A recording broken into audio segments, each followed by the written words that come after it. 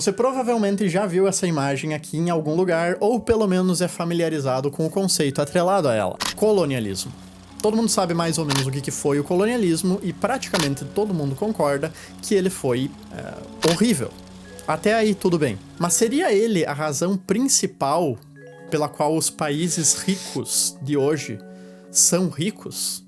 Afinal de contas, é o que essa imagem aqui dá a entender, né? Vamos analisar um pouco mais a fundo essa ideia. Vamos começar por dois impérios bem conhecidos pra gente: o Império Espanhol e o Império Português. No seu auge, eles chegaram a possuir cerca de 15% de todo o território no mundo. O Império Espanhol, em particular, era extremamente proficiente em subjugar tribos nativas e escravizar elas através de regimes de trabalho forçado, como a encomienda no México, na América Central e no Peru, e a mita em Potosí, na Bolívia. É estimado que os espanhóis tenham extraído entre os anos de 1500 e 1650 cerca de 181 toneladas de ouro e 16 mil toneladas de prata das Américas. Possivelmente o experimento colonial mais lucrativo da história, e se não for o primeiro, com certeza deve estar no top 3. Se a tese de que o colonialismo é a razão principal pela qual os países da Europa são ricos hoje tivesse mérito, a Espanha com certeza deveria estar entre os mais ricos da Europa. Mas esse não é o caso. Na verdade, a Espanha, junto com Portugal, são os dois países mais pobres da Europa Ocidental. Claro, eles ainda são países desenvolvidos, com economias de alta renda, mas comparado com o restante da Europa, eles realmente não se destacam. Portugal sendo até mesmo mais pobre do que a Estônia, uma ex-república soviética. A França e o Reino Unido, outros dos dois maiores impérios da história da humanidade, se saem um pouco melhor. Mas os dois perdem para a Alemanha, que saiu completamente devastada do final da Segunda Guerra Mundial. E nenhum desses grandes impérios coloniais é hoje mais rico do que a Suíça, do que a Finlândia e do que a Irlanda, que nunca tiveram um império colonial. Ou mesmo do que certas ex-colônias, como Nova Zelândia, a Austrália e Singapura. Mas por quê? A acumulação de metais baratos e de espólios da mão de obra escrava não deveria ter dado uma vantagem para esses países? Bom, tem provavelmente um pouco de inversão de causa e efeito aqui. É mais provável que esses países conseguiam manter um império colonial porque eles já eram ricos na época, e não o contrário. A partir daí, a expansão do domínio colonial obviamente contribuiu para enriquecer ainda mais a coroa, os nobres e os comerciantes envolvidos diretamente no processo colonial. Mas não é como se essa riqueza transbordasse para o camponês ou para o cidadão médio desses países no período.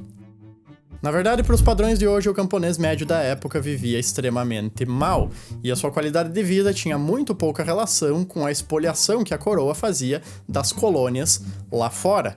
Tanto é que, no período entre 1945 e 1997, em que o Reino Unido perdeu a ampla maioria das suas colônias, o PIB per capita do país, e por consequência a renda da população, triplicou. O que nos leva a outro ponto extremamente importante, que é que mesmo com todo o imperialismo, colonização, saque e escravização que esses países faziam na época, mesmo assim, os reis e rainhas, que eram quem mais se beneficiava desse sistema de exploração, ainda cagavam em buracos e morriam aos 40 anos de idade de tuberculose ou varíola. Um cidadão de classe média num país desenvolvido hoje, ou até mesmo no emergente, é ordens de magnitude mais rico simplesmente pelo seu acesso à tecnologia e à medicina moderna do que um rei era na época das navegações.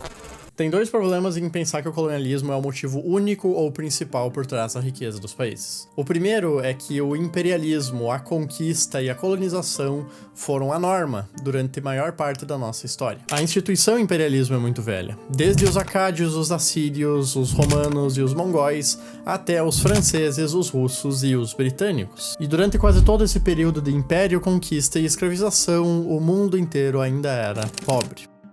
Se a gente olhar os dados, a gente vai ver que o PIB per capita mundial ficou completamente estagnado durante séculos ou até mesmo milênios.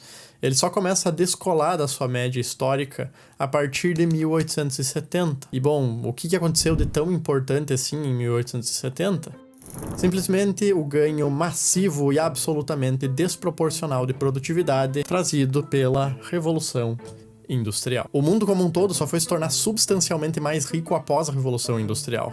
A agricultura deixou de empregar mais de 90% da população mundial para empregar cerca de 26% hoje. E a gente produz centenas de vezes mais comida. E desde lá até cá, apesar de ainda existirem países extremamente pobres e de nem todo mundo ter se beneficiado igualmente, é inegável que o mundo, como um todo, é muito mais rico agora do que ele era há 150 anos atrás. O que nos leva ao segundo problema da lógica colonial. Se o mundo inteiro é um grande jogo de soma zero, onde a riqueza de um vem ao custo da miséria de outro, como é que o mundo inteiro ficou mais rico então desde o fim da época colonial? Quem que a Terra colonizou para ter multiplicado a nossa riqueza como um todo? Os marcianos? What? I don't... What do you want?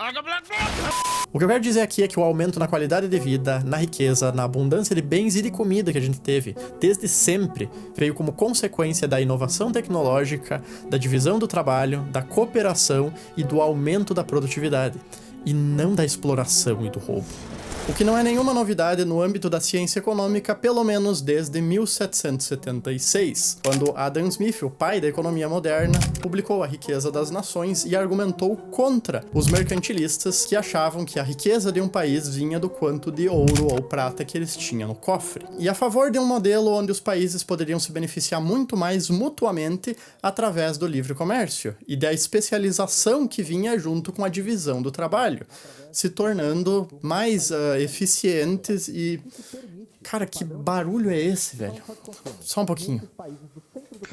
Cara, que porra é essa, velho? Que é esse barulho? Tá vindo aqui do banheiro?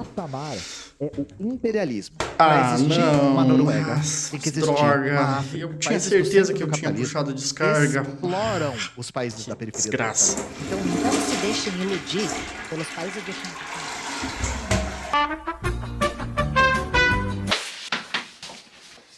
Como não deve ser surpresa para ninguém, esse argumento de que os países ricos só são ricos por conta do colonialismo vem especialmente da extrema esquerda, dado que a visão de mundo inteira deles é baseada na noção de que a riqueza e o desenvolvimento no capitalismo só são possíveis através da exploração. E como eles precisam manter essa visão de mundo, eles precisam a todo custo descreditar as experiências positivas que a gente tem, porque senão, como é que eles conseguiriam vender a imagem da utopia socialista?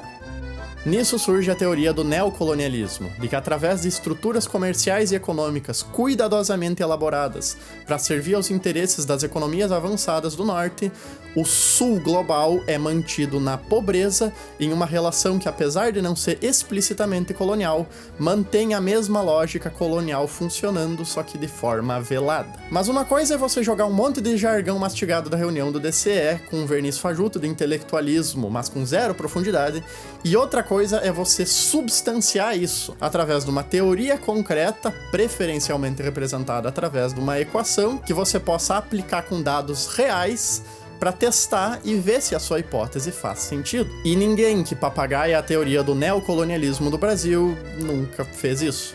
O máximo que eles fazem é apontar que a Noruega tem uma mineradora no Pará, essa mineradora jogou água contaminada no rio, e de alguma forma isso explica por que a Noruega é rica hoje. Então, deixa eu apresentar esses dados para vocês.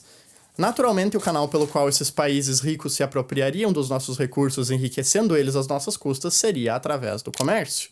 Só que aí tem um grande problema. Historicamente, os países ricos fizeram drasticamente muito mais negócios e comércio entre eles mesmos do que com o sul global. Desde 1830, a África e a América do Sul são os menores parceiros comerciais da Europa, representando em média cerca de 5 a 7% de todo o comércio que esses países realizaram no período. E se eu isolar só os países nórdicos, por exemplo, dá pra ver que a África e a América do Sul contam por menos de 3% do comércio que esses países fazem hoje.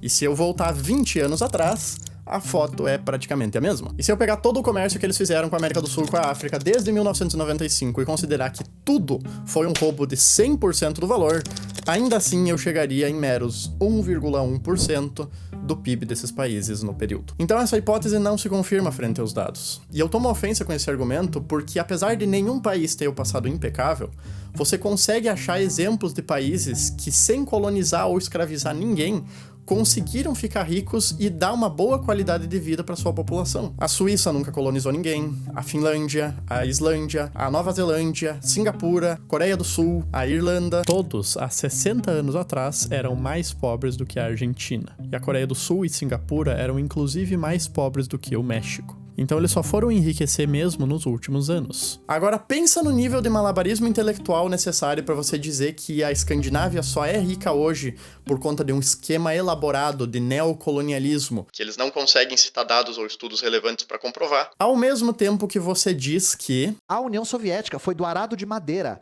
até o espaço sem colonizar ninguém. Você quer me dizer então que a Estônia, a Letônia e a Lituânia voluntariamente se juntaram à União Soviética para desfrutar dos enormes benefícios sociais? Nessa foto aqui você vê, por exemplo, o parlamento estoniano votando por livre e espontânea vontade para ser anexada a Estônia na União Soviética. O fato de que tem mais soldados em pé do que congressistas sentados você ignora. Tá? E claramente aqui nessas fotos você vê cidadãos extremamente realizados, sendo tirados das suas condições extremamente precárias e horríveis de vida nos seus países natais, para serem transportados nesses trenzinhos aqui da amizade para a Sibéria, para desfrutar de toda a abundância comunista. E aqui em 1989, uma corrente humana de 600 quilômetros feita para protestar contra a ocupação soviética e o Pacto Molotov-Ribbentrop. Claramente um exemplo de uma manifestação fascista e burguesa contra os grandes ganhos sociais obtidos na União Soviética. Talvez pro Ian e pra turminha de filhos de historiadores que anda com ele, o percentual de estonianos na Estônia ter se reduzido de 98% para 67% durante o período de anexação soviética, enquanto o percentual de russos explodiu, não é colonialismo. E ter enfiado mais de 500 mil pessoas, grande parte delas mulheres e crianças, nesses vagões de gado, para fazer trabalho escravo nos gulags na Sibéria, não é imperialismo. Mas tudo bem, né? Porque a maioria desses eram kulaks, que era melhor se morressem mesmo. Então assim, cara, se você quer dizer que a razão principal dos países ricos serem ricos hoje é o colonialismo, e que a Islândia, a Noruega e a Finlândia não contam porque eles participam de neocolonialismo, ou por causa que eles já colonizaram uns 400 anos atrás umas ilhas lá no meio do caralho, você tem que fornecer um contraponto melhor do que a União Soviética.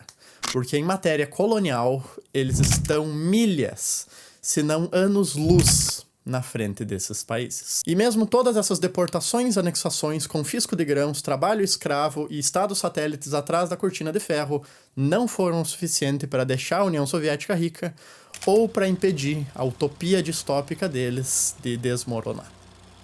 Para concluir, o que eu quero que vocês tirem desse vídeo aqui? Dá para você ficar rico explorando o trabalho e as riquezas de outros povos, populações ou países?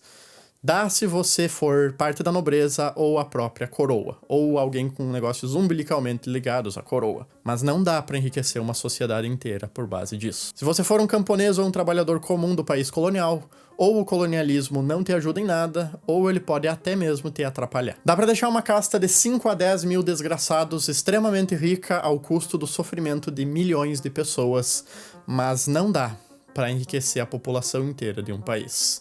E definitivamente não dá para gerar os aumentos de produtividade que melhoram a vida de todo mundo. Não foi por conta do colonialismo que a gente produz hoje 3 vezes mais grãos, mesmo usando a mesma quantidade de terra.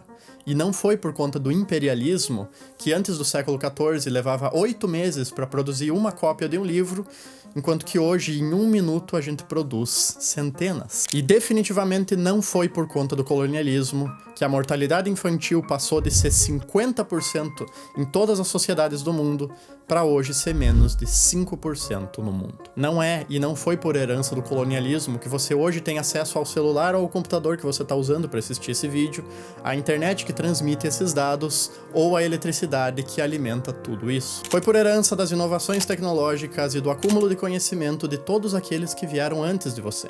E pelo ganho de produtividade que essas inovações nos proporcionaram e melhoraram na nossa qualidade de vida, e também pelo acesso ao comércio e à globalização que permitiram que essas inovações chegassem até você. Divisão do trabalho, instituições sólidas, aumento da produtividade e abertura econômica. É isso que faz a economia crescer e a sua qualidade de vida melhorar. Não a exploração e não o roubo. No mais, era isso que eu tinha para passar para vocês. Agradeço muito por quem assistiu até aqui. Se você puder deixar um like e se inscrever, isso ajuda muito o canal.